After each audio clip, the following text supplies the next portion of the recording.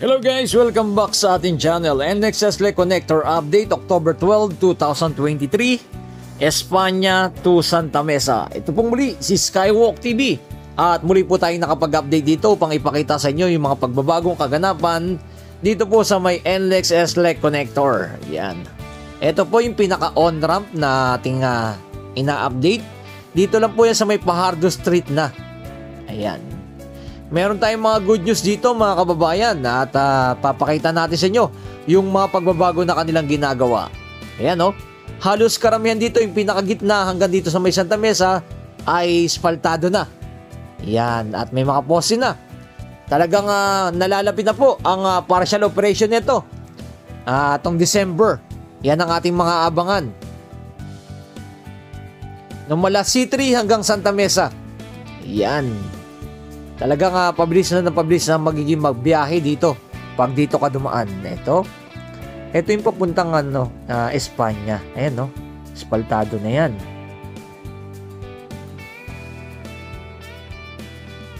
Hanggang dyan sa may Toll Plaza.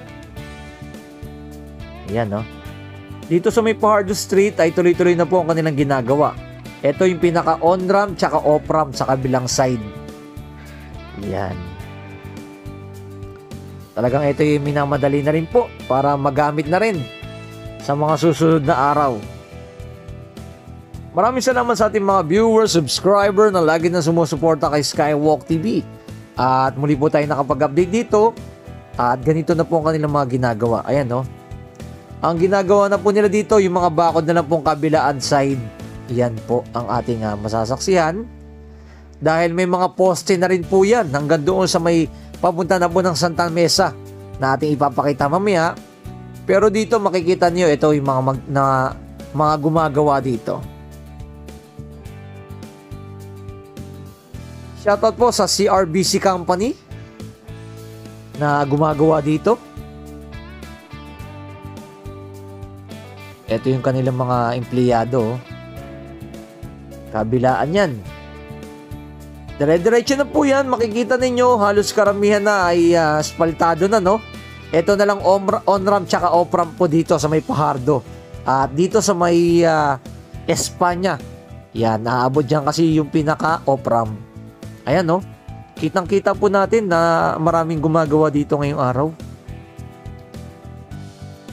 Na muli tayong nakapag-update dito upang pakita natin sa inyo ang ating mga latest na ginagawa nila. Ayan no. Spaltado na po yan. Dire-diretso na po yan. Papunta na po yan mismo sa may Santa Mesa. Ayan no.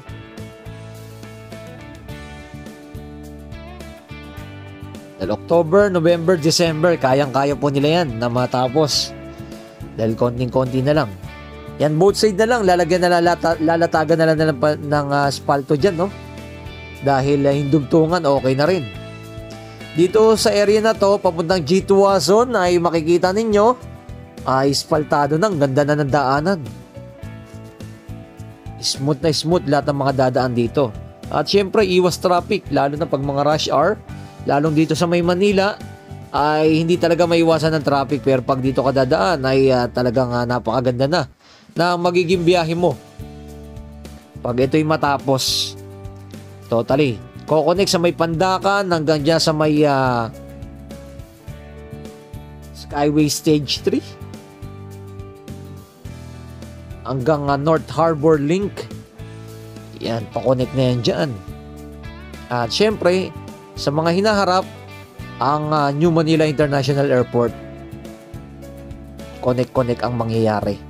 Ayan, dito sa may G2 Zone, makikita nyo marami rin gumagawa.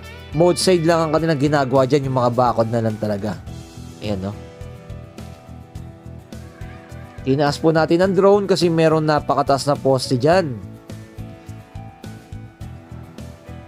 Kaya natin inangat. Pero makikita po ninyo ay complete na po dito. Halos na.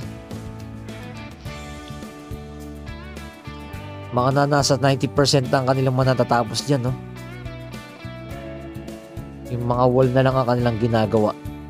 Ayan no. Ito rin, may papakita tayo dito sa pinaka on-ramp dito. Ayan no. ginagawa na rin po nila yan. Yan. Dito na pinaka on-ramp dito sa may ilalim niyan ng mismo ng papuntang Santa Mesa. Ayan, oh.